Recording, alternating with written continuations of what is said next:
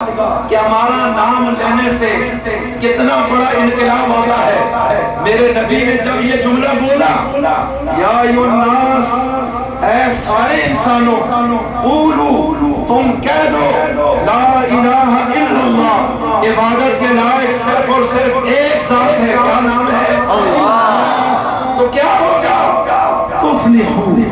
میں گارنٹی دیتا ہوں اگر تم یہ کہہ دو اللہ کے سوا کوئی معبود نہیں، معبود ایک اللہ ہے، محمد تمہیں جنت کی ضمانت دینا چاہتا ہے۔ آج پہلا دن ہے جنہوں نے ابھی کہا تھا کہ آپ بہت اچھے ہیں، یکدم انہوں نے پتھر اٹھا کے نبی کے چہرے پہ مارا۔ سگے چچا نے، ابو لہب نے، جب میرے نبی پیدا ہوئے، لونڈی نے آ کے کہا تھا بھتیجا پیدا ہوا ہے، اتنا خوش ہوا، کہا جا تجھے آزاد کرتا ہوں۔ ایسا میلاد اس نے منایا، لیکن آج مقصد میلاد جب کھلا وہ اچھل پڑا، اس نے میرے نبی کو گال دی، سگا چچا ہے، میرے نبی کو پتھر مارا اور میرے نبی کو بددعائیں دینے لگا، میرے نبی کو گالیاں دینے لگا، نبی کے چہرے پہ تھوکنے لگا۔ میرے رب نے قرآن میں کہا تبت یدا ابی لہب، ابو لہب تیرے دونوں ہاتھ برباد ہو جائے اور تباہ ہو جائے کہ تو نے میرے نبی پہ ہاتھ اٹھایا ہے، تو مکہ کا سردار ہے، مجھے بھی رب نہ کہنا، اگر تجھے ذلیل کر کے محمد کو مکہ کا حاکم اور بادشاہ نہ بنا دیا۔ یہ سرداریاں ہم چھین لیں گے تم سے، یہ آج پہلی آواز لگی ہے اور اتنا دہلا مچا، لیکن میرے نبی تو بڑے تو بڑھتے گئے، ڈرے نہیں، منصوبے ہوئے، میٹنگیں ہوئی۔ یہ کیا طریقہ ہے؟ اس نے سب کے خداؤں کو غلط کہہ دیا، سارے قبیلے کھڑے ہو جاؤ، نوجوان کھڑے ہو جائے، بوڑھے کھڑے ہو جائے، پیسے والے کھڑے ہو جائے، ہم نے اس شخص کو نہیں چھوڑنا۔ اب ایک جرگہ آیا ان کے چچا ابو طالب کے پاس کہ آپ کا چہرے کا بڑا حیا ہے، بھتیجے کو سمجھائیں، یہ بات برداشت نہیں ہوگی۔ ارے جب انہوں نے معاشرتی دباؤ دیا، اس وقت انہوں نے میرے نبی کو بلایا، اے میرے بھتیجے، مجھے تم اپنی اولاد سے زیادہ عزیز ہو، میں نہیں چاہتا کہ تمہاری جان خطرے میں پڑے۔ آج سارا مکہ میرے گھر میں آیا ہے، کچھ میرا لحاظ رکھ کہ میرے بال سفید ہو گئے، میں قربان اپنے رسول کی جرأت اور استقامت پہ۔ میرے نبی نے فرمایا چچا یہ بات محمد اپنی مرضی سے نہیں کر رہا، یہ بات محمد سے اس کا خدا کروا رہا۔ تو پھر کیا خیال ہے؟ کہا پھر ایک کام کریں، آسمان سے سورج کو لائیں، میرے دائیں ہاتھ پہ رکھیں، چاند نیچے لائیں، میرے بائیں ہاتھ پہ رکھیں۔ میرا تصور کہ ان کی گرمائش سے میرا جسم جل تو سکتا ہے، میں اپنی قربانی تو دے سکتا ہوں، لیکن اللہ کی توحید کو بیان کرنے سے باز نہیں آ سکتا۔ انہوں نے جب یہ استقامت دیکھی، محبت بڑی تھی، کہا ٹھیک ہے، میں نے تیرا کلمہ نہیں پڑھا لیکن میں تیرے ساتھ کھڑا ہو جاؤں گا، تم میرے بیٹے ہو، میں کوشش کروں گا تم تک کوئی پہنچ نہ سکے، اس لیے کہ یہ خون ہے میرا۔ ان کو کہہ دیا کہ میں سختی نہیں کرنا چاہتا، محبت سے بولے وہ مانا نہیں، لیکن میں بھی سردار ہوں، تھوڑا سا دیکھنا ہے تم نے، یہ نہ ہو کہ کل قبائلی جنگ چھڑی ہو، جب تک ابو طالب زندہ رہے تب تک میرے نبی پر براہ راست قتل کے حوالے سے قدم نہیں اٹھایا، لیکن سختیاں کرتے رہے۔ کبھی وہ نماز پڑھتے ہیں کعبہ میں، اوپر گندگی لا کے ڈال دیتے ہیں، جو نبی کو ملنے آتے ہیں قرآن سننے والے راستہ روک کے ان کو مارتے ہیں، جنہوں نے کلمہ پڑھا ان کو گھسیٹتے ہیں، ان کو کوڑے مارتے ہیں، ان کو لہو کرتے ہیں، اس طرح کا ماحول بنایا۔ پھر ایک وقت آتا ہے، توجہ رکھیے گا، تنگ آ گئے کہ یہ شخص روز بروز بولتا جا رہا ہے اور اس کے ساتھی بڑھتے چلے جا رہے ہیں، جن کے دلوں کی زمین میں زندگی پیدا ہوئی، جیسے بلال ہے، سمیہ ہے، سنیرہ ہے، عمار بن یاسر ہے اور دیگر کئی اصحاب ہیں، صدیق اکبر ہے، خدیجہ ہے، زید بن حارثہ ہے، علی المرتضیٰ ہے،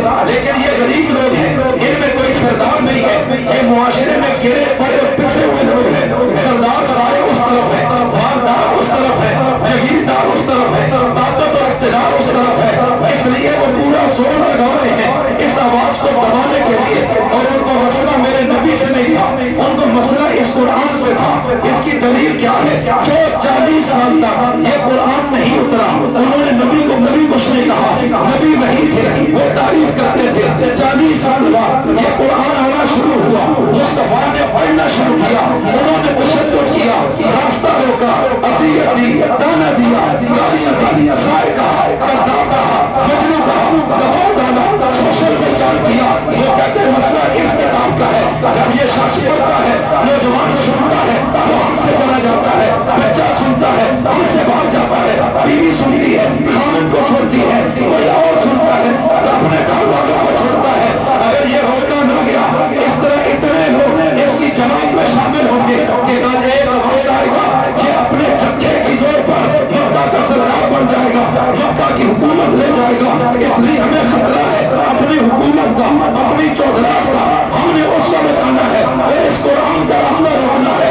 اس سے پہلے انہوں نے ایک کام اور کیا۔ میرے نبی کے پاس ایک بوڑھا شخص آتا ہے جس کا نام امیہ ہے۔ اس نے کہا تم میرے بھتیجے ہو، یہ سارا کچھ اس لیے کر رہے ہو کہ میری جماعت بڑھ جائے اور کل میں چندہ اکٹھا کروں اور امیر بن جاؤں۔ ہم تجھے اتنے پیسے دیتے ہیں تم مکہ کے امیر بن جاؤ گے، اور اگر اس لیے کرتے ہو کہ مکہ کی حکومت مل جائے تو یہ کام چھوڑ دو، اس کتاب کو پڑھنا چھوڑ دو، سنانا چھوڑ دو۔